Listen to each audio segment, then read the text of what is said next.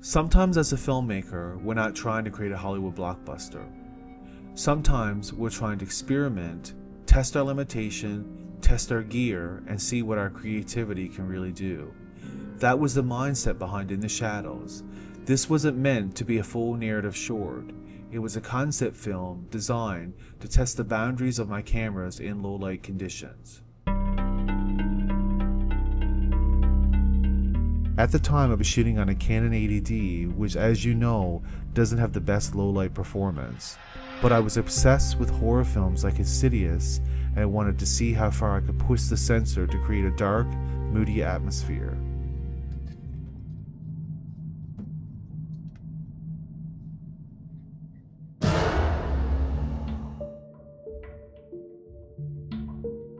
We shot the first part of the film at Jennifer's house, focusing on one character with very minimal dialogue. The goal wasn't to tell a complex story, it was to use what I had to create a visual tension and shadow-driven atmosphere.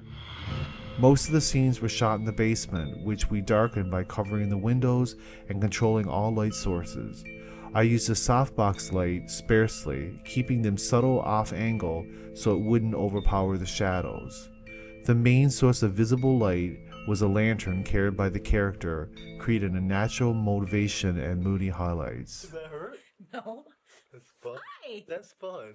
What's up? Free rides for everybody.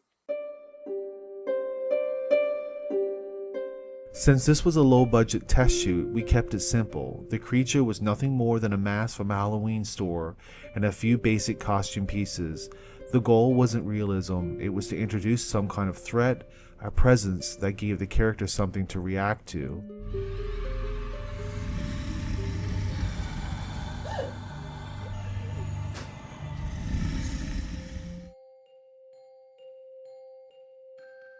Most of the biggest technical challenges I wanted to try was blending two completely different locations together to make it feel like one.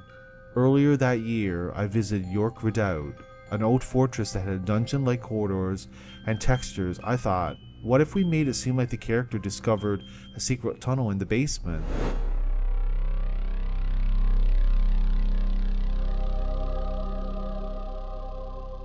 Okay, so maybe this is some sort of, maybe holding cell of some sort? Yeah, that's like a cell. Yeah, looks like it. To make that illusion work, we matched lighting direction, added consistent sound design, and paid attention to transitions, both in movement and tone. It's a great trick for indie filmmakers to combine the look of one location and the structure of another, and use editing to glue it together. The fortress itself had no power, so we lit the scene with a battery-powered LED and worked with whatever natural light we could find. We didn't have a makeup artist, our friends helped apply basic makeup on set, and the music and sound design were stitched together using royalty-free music I found online. Even with its toughest edges, this project taught me so much.